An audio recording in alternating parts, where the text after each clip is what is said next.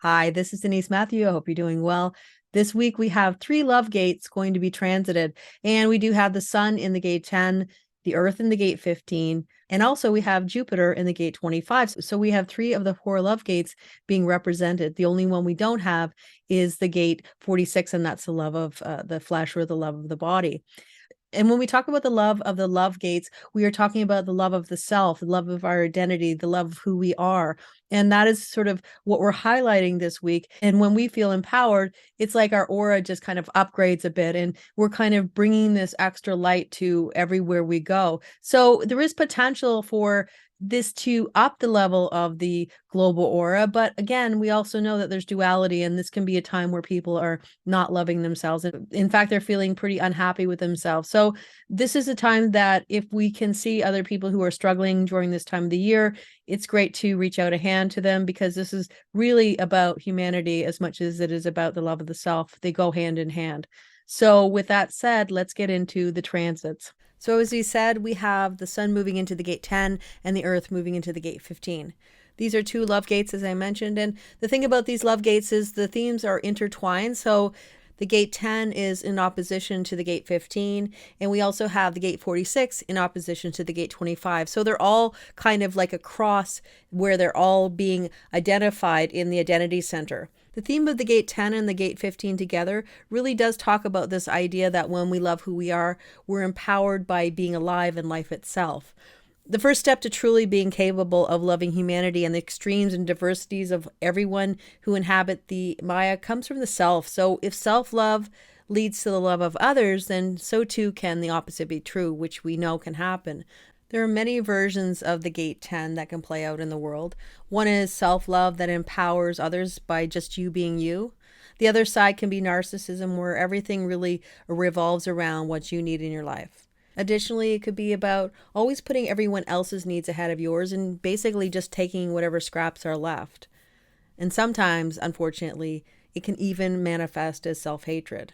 And it may be difficult to find the balance where you feel that self-love is something that you can adopt and have in your life. Because ultimately, even if narcissism does exist, it doesn't mean that by loving yourself that you are naturally narcissistic. That's a different scope altogether. In fact, there's lots of people who talk about narcissistic behaviors and so forth. Ultimately, what we're saying is that we are aligning with the idea that we are just as important as everyone else in the world. In fact, this says that you deserve just as much as everybody else the love that you decide to give to others. When you love yourself and who you are, it naturally upgrades your aura, and that you become more attractive and more desirable to other people because they can feel that in your energy. It's an energetic imprint that shifts the reality. This is authenticity at its very best. In other words, when you are saying, yes, I am worthwhile, I deserve to be loved, and I will love myself, then automatically love comes to you from other people because they feel the empowerment that you have within you. The gate 15 is considered the collective behavior of humanity, and as we've mentioned, has a deep connection with the gate 10. One of the most important themes of human design is that it says that everyone is unique, everyone is differentiated, and it is in our authenticity that we really can thrive and be the best version of ourselves. And as the old catchphrase says, live our best selves. The gate 15 is the sum of all the behaviors in the Maya encapsulated into the energy of the global aura, also called the gate 15. From a global perspective, this is a place where the balance or imbalance in the rhythm and flow of life exists, or where the pulse of the collective can be felt. This is called the gate of the aura, as I said, which becomes a collective aura where we find extremes in behavior, unity, and also the love of humanity. So when you carry this energy, you can have a big and enveloping aura that encourages people to want to be in your flow. The flow of the gate 15 is one that can shift at any moment based on your needs. In other words, routines and daily practices that are regimented may not be for you, and instead you move to the beat of your own internal drum that guides you through your life. And that may be what we're feeling as this transit goes through, where we want to sort of go with our own flow and do what we feel that we want to do. It is a time when extremes can be part of the collective, and it can be part of what's happening all around us, because that is what this energy can talk about. But from the perspective of the gate 15, the extremes that we're talking about are extremes that bring energy back into balance. So if something is out of balance, the gate 15 15 brings it back into balance through some form of an extreme. And that could be where you're having a meeting and everybody's talking over each other, nobody's listening, and somebody yells for everybody to be quiet. And in that way, it may look like extreme behavior, but it also brings everything back into balance where people may stop talking over each other and they might start listening to each other instead. Especially this week, if you're in a relationship and somebody is trying to change your behavior or change something about you, or they won't accept you as you are, that may really grate on your nerves. So that's something to keep in mind. The mantra here is that when we love who we are, we can see that though we are not perfect, we still have our own inherent value, beauty, and worth, and we deserve love.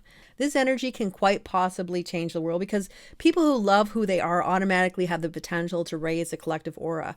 Love truly is about being given space to do and be who you authentically are. This is also the gate that Ra Uru connected to the Oracle of Delphi in the words that said, "Know thyself," which is a perfect line for the whole goal of human design. On December 21st, Pluto moves back into the gate 60 line 2, decisiveness. It was last in this energy from June 8th to July 21st, 2022. So there's potential for themes that were playing out then to resurface both globally and personally. The gate 60 line 2 says that there can be a facade that people are accepting limitations even if they no longer exist. And it speaks about questioning the validity of a particular limitation, as well as pressure for mutation and new energy.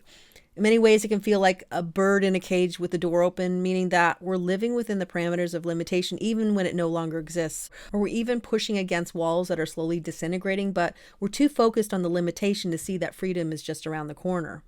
This also talks about limitations being transcendent, but because of this inability to see that they're being eliminated, there's potential to have missed opportunities to evolve and shift. Ra Uru described this as getting addicted to medication even when you're healthy. Basically, thinking that you need to be doing things a certain way even when you have an opportunity to change.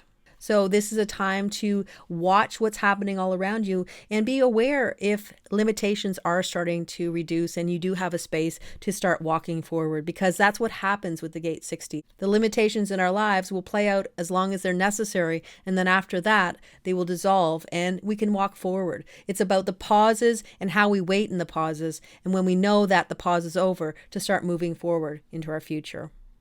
Well, that's it for the energy update. I hope you enjoyed it. Until next time, take care, and I'll see you again soon.